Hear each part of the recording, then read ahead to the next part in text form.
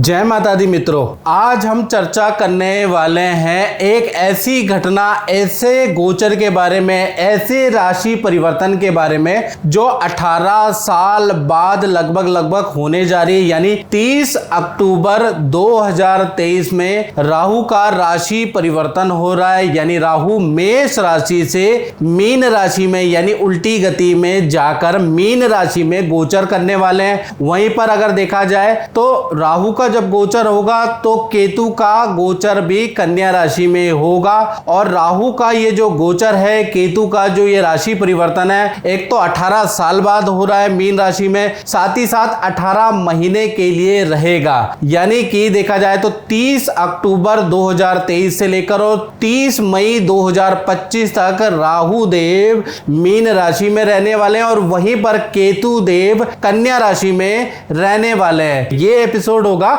राहु के ऊपर कि राहु का 12 राशियों पे क्या प्रभाव पड़ेगा, इसके बारे में इस कार्यक्रम में चर्चा करेंगे। सबसे पहले राहु का मंत्र, ओम अर्धकाया महावीर्य चंद्रादित्य विमर्दनम सिंगिका गर्भ संभूतम तम राहु पर्णमाम्यम। यानी अर्धकाया महावीर्य, यानी कि राहु की अर्धकाया है और महावीर्य का मतलब बहुत ज्यादा लालसा और महत्वाकांक्षी वाला ग्रह चंद्रादित्य विमर्दनम, जिसका चंद्रमा और देखा जाए सूर्य से गंभीर शत्रुता है। सिंह का गर्भ संभूतम तम राहु प्रणमाम्यम, सिंह की सवारी करने वाला ऐसे राहु देव को हम प्रणाम करते हैं। चलिए सबसे पहले राहु देव कौन है, और ज्यादातर दर्शकों को जो ज्योतिष के अंदर इंटरेस्ट रखते हैं उन्हें मालूम है, लेकिन फिर भी मैं थोड़ा सा अपनी ओर से पौराणिक महत्व भी आपको बताने जा रहा हूं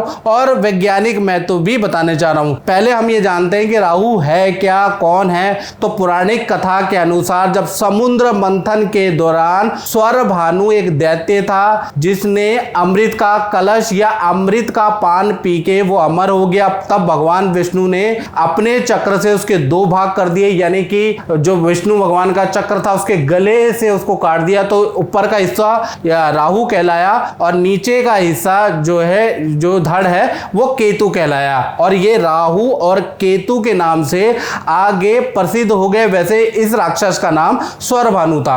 अब वैज्ञानिक महत्व के बारे में मित्रों जानते हैं तो देखिएगा कि सूर्य है और सूर्य की परिक्रमा पृथ्वी करती है। मान लीजिए सूर्य है, सूर्य की परिक्रमा पृथ्वी करती है और पृथ्वी की परिक्रमा कौन करता है? चंद्रमा। तो जब जो पृथ्वी की जो कक्षा है और चंद्रमा की कक्षा देखा जाए, जब ये आपस में 2 भागों में ऊपर और नीचे काटती है, यानी कि 2 अक्षांश में काटती है, जो चित्र में दिख रहा है, और उसको नॉर्थ नोड और साउथ नोड कहा जाता है। यानी नॉर्थ नोड और साउथ नोड कहा जाता है और इसको टोटल इस घटना को लूनर नोड कहा जाता है। वहीं पर आपको ऊपर की तरफ केतु महाराज मिल जाएंगे, नीचे की तरफ आपको राहु महाराज मिल जाएंगे, जो कि पृथ्वी की कक्षा और देखा जाए चंद्रमा की कक्षा को 2 भागों में 2 बिंदुओं पे काटता है। आपको चित्र में समझ में आ जाएगा मैं क्या कहना चाहता हूं। यहीं पर है राहु और केतु, याद रखिएगा।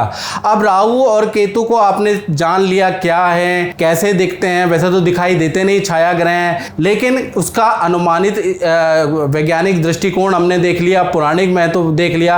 अब राहु केतु के कुछ रोचक तथ्य मैं बताने जा रहा हूं जो कि आपको बड़ा हैरान करने वाला है। पहला मित्रों, राहु केतु की कोई अपनी राशि नहीं है। यानी कि अभी तक, यानी कि इस वीडियो 2023 तक और जब से राहु केतु का सर कटा है तब से अभी तक विद्वानों के बहुत अलग अलग मत है। मतलब राहु केतु में जितना कंफ्यूजन है ना मित्रों, उतना कंफ्यूजन किसी में नहीं है। कोई ये मानता है कि मिथुन राशि राहु की उच्च राशि होती है, कोई मानता है कि धनु राशि राहु की उच्च राशि होती है। इसी प्रकार से केतु में अलग अलग कंफ्यूजन है, कौन मित्र है कौन शत्रु है, लोग अलग अलग तरीके से अलग अलग विद्वान डिस्क्राइब करते हैं। बिल्कुल कंफ्यूजन है इसमें। साथ ही साथ सबसे बड़ी इंटरेस्टिंग बात मैं आपको बताऊं, राहु केतु एक ही शरीर से उत्पन्न हुए हैं। यानी कि एक आत्मा 2 जान है, लेकिन उसके बाद भी देखा जाए दोनों में भी आपस में शत्रुता है। यानी जब देवता का दर्जा दोनों को मिल गया, राहु को और केतु का, तो एक दूसरे से भी चिढ़ने लगे और एक दूसरे से भी शत्रुता इन्होंने कर ली, जैसे भाई भाई आपस में लड़ते हैं। इसी तरह से देखा जाए तो दूसरा इंटरेस्टिंग पॉइंट क्या है, राहु जिसकी कुंडली में प्रबल होता होता है ना, वो बहुत बड़ा कॉपी कैट होता है। अब कॉपी कैट का मतलब कि ऐसे व्यक्ति के अंदर चालाकी और देखिए चालाकी जन्मजात होती है। ऐसे लोग बहुत चालाकी करते हैं, बुद्धि से बहुत तेज होते हैं, साथ ही साथ किसी चीज की कॉपी करने में जैसे कहते हैं ना, जूते की कॉपी बना ली, सॉफ्टवेयर की कॉपी बना ली, उसकी नकल बना ली, कॉपी करने में बड़े एक्सपर्ट होते हैं, ओरिजिनल को भी मात देते हैं। जिनका राहु अच्छा होता है, याद रखिएगा स्टूडेंट, जिनका भी राहु अच्छा होता है तो कहीं ना कहीं केंद्र त्रिकोण में बैठा है, शनि की राशि, बुध की राशि, शुक्र की राशि में बैठा है, तो मान के चलिए ऐसे लोग कॉपी कैट बड़ी जल्दी कर लेते हैं। किसी की लाइफस्टाइल को फॉलो करना, कोई टेक्नोलॉजी की कॉपी करना बहुत अच्छा कर लेते हैं और सक्सेसफुल हो जाते हैं। साथ ही साथ केतु के बारे में बात करें तो केतु जो ग्रह है वो इंट्यूशन वाला होता है, यानी केतु जिसका भी स्ट्रांग होता है। और केतु किन राशियों में स्ट्रांग होता है ये बड़ा कंफ्यूजन है। केतु अधिकतर मित्रों जो राशियां हैं बुध की, गुरु की, शुक्र की राशियों के अंदर स्ट्रांग होता है। याद रखिएगा, बुध की राशि, गुरु की राशि, शुक्र की राशि में स्ट्रांग माना जाता है केतु को। तो यहां पर केतु अगर होंगे तो आपकी कुंडली में और केंद्र त्रिकोण में होंगे तो केतु आपका अच्छा है, आपके अंदर इंट्यूशन पावर हो जाएगी, यानी आपको एक अनुभव पता चलेगा कि आगे क्या होने वाला है, 10 साल बाद टेक्नोलॉजी कहां जाएगी। आपको बुरे और अच्छे की इंट्यूशन आने लगेगी, आपके अंदर इंट्यूटिव पावर आ जाएगी, जिसके कारण आप जो है अपने भविष्य को अच्छा बना सकते हैं। तो राहु और केतु दोनों अगर अच्छे हो जाते हैं तो कहीं ना कहीं एक में चालाकी बहुत अच्छी मिलती है और एक में इंट्यूटिव पावर ज्यादा मिलती है। साथ ही साथ एक और इंटरेस्टिंग पॉइंट बताता हूं, राहु केतु हमेशा वक्री होते हैं, यानी कि हमेशा उल्टे ही चलते हैं, लेकिन इनकी दृष्टि सीधी होती है। याद रखिएगा, इनकी जो दृष्टि होती है कुछ विद्वानों के अनुसार 5वीं, 7वीं और 9वीं दृष्टि होती है, याद रखिएगा। और विज्ञानों को मतलब विद्वानों के अलग अलग मत भी है राहु को लेकर, कोई 5वीं, 9वीं और 7वीं दृष्टि मानता है, कोई कहता है कि इनकी जब कोई राशि ही नहीं है तो इनकी दृष्टि का कोई महत्व नहीं है, लेकिन मैंने खुद अनुभव में देखा कि इनकी दृष्टि का महत्व होता है। साथ ही साथ देखा जाए तो राहु जब भी राशि परिवर्तन करता है, जैसे कि 30 अक्टूबर 2023 में राहु देव राशि परिवर्तन कर रहे हैं, तो 9 महीने यानी शुरू के जो 9 महीने आपको अच्छा या बुरा दोनों इफेक्ट ज्यादा मिलेगा, यानी जबरदस्त मिलेगा। अगर अच्छे होंगे तो अच्छा इफेक्ट मिलेगा और बुरे होंगे तो बुरा इफेक्ट आपको तुरंत मिलेगा, 9 महीने तक मिलेगा। फिर अंतिम के जो 9 महीने वो कहीं ना कहीं नॉर्मल होते हैं, यानी कि 9 महीने ज्यादा इसका अच्छा या बुरा इफेक्ट मिलता है। चलिए अब बात करते हैं वृषभ राशि की, टॉरस के बारे में। तो टॉरस वालों का अगर देखा जाए तो धन की बड़ी समस्या 2023 में देख रहा हूं, धन और इच्छित काम नहीं हो रहा, काम में बड़ी बाधाएं हैं, शादी विवाह संतान रिलेशनशिप में भी बड़ी बाधाएं टॉरस की साल 2023 में लोगों से सुनने में आई। चलिए आप बात करते हैं, ये जो राहु 30 अक्टूबर को राशि परिवर्तन कर रहा है और आपके लाभ भाव में बैठा है, और लाभ भाव में जो बैठे हैं राहु देव, तो कहीं ना कहीं देखा जाए लाभे स्थाने गोचरे राहु धन धान्य वृद्धि कारक, यानी लाभ स्थान के अंदर जब भी राहु या शनि कोई भी क्रूर ग्रह गोचर करता है तो लाभ ही देता है, धन धान्य में वृद्धि करता है। तो कुल मिलाकर देखा जाए तो 30 अक्टूबर 2023 से लेकर और 30 मई 2025 यानी 18 महीने देखा जाए तो आपके लिए बहुत बेस्ट समय रहेगा। और राहु का रिजल्ट बहुत जल्दी मिलता है, राहु का रिजल्ट राहु और शनि का रिजल्ट तो मिलता ही मिलता है, याद रखिएगा, सबसे बड़े गोचर होते हैं मित्रों ये। तो कहीं ना कहीं देखा जाए तो आपकी कई इच्छाएं पूरी होंगी, आपका स्वास्थ्य पे लेकिन इसका बुरा असर पड़ेगा, क्योंकि लाभ भाव में जब भी राहु बैठता है तो स्वास्थ्य पे ध्यान देना पड़ता है, यानी खान पीने की बुरी आदतें हम पे लग जाती है, हम ड्रिंक ज्यादा करने लगते हैं, गुटखा तंबाकू ये चीजें ज्यादा खाने लग जाते हैं, बैड हैबिटें हमारे पे बढ़ जाती है, याद रखिएगा। तो कहीं ना कहीं 18 महीने बैड हैबिटें बढ़ सकती है,